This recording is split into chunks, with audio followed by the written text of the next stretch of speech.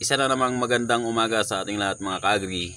So sa ngayon ay nandito tayo sa ating isang breeding area kung saan ay nilagay na natin po itong ating huluano na rooster dito sa ating mga decal browns na inahin. So mag-umpisa na po kasi tayong mag-breed ng ating mga gagawing meat type. So doon po sa pure na mga heritage natin mga ka-agri ay may mga na-produce na kasi tayong mga sisiw at yun po ipapalaki na lang natin. So sa ngayon ay magto-cross breeding na tayo para sa meat type naman mga ka-agri. And then dahil sa malakas mga itlog itong mga decal browns ay baka sakaling magiging dual type siya mga ka-agri. So itong huluano natin mga ka-agri na rooster, kung titingnan po natin sa kanyang panlabas na kaanyuhan ngayon mga ka-agri ay parang napakaliit po niya.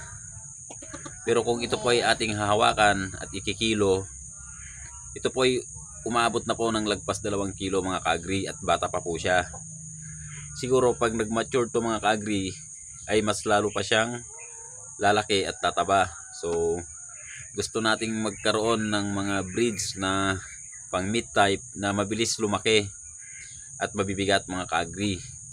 Kaya susubukan nating mag cross breeding dito sa ating mga heritage at saka oriental na manok. Actually mga ka-agri ay hindi na po bago yung ganitong cross breeding dahil nga po marami na pong gumagawa nito. Isa na nga po ay si Secretary Manny Piñol. Maganda po yung mga naipalabas niya. Lagi nating pinapanood yung mga vlogs ni Secretary Piñol. Tayo po ay na-inspired na subukan na mag-crossbreed ng heritage saka oriental. So tayo po ay umaasa na sa ating mga mapapalabas ay magagaya rin po natin yung kay Secretary Piñol na magaganda po. Although hindi man po ganun na saktong makuha natin kasi siguro may mga sikreto or may ano siyang ginagamit.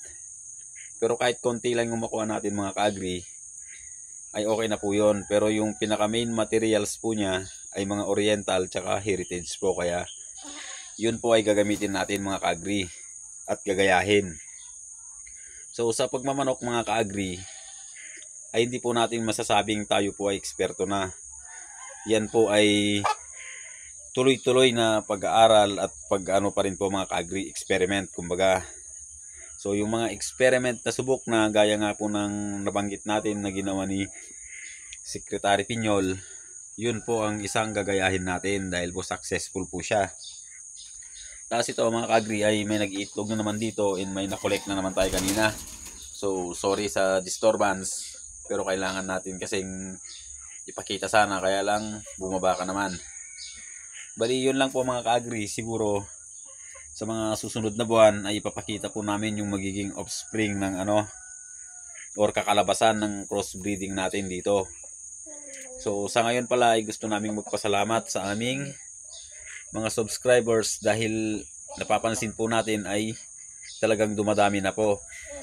Pati yung mga nanonood po sa atin. So alam nyo na po yon yung laging nanonood dyan na isa, si Sir Apollo. Shout out po sa'yo sir. And sana po mag-umpisa ka na rin po sa iyong pangarap na farming. So ayun po, sa susunod po na video ay babatiin po natin yung iba. So ilalagay na lang siguro natin sa screen. Pero sa ngayon ay ito lang po muna yung ating update sa ating mga manok na i-cross ngayon mga ka-agri.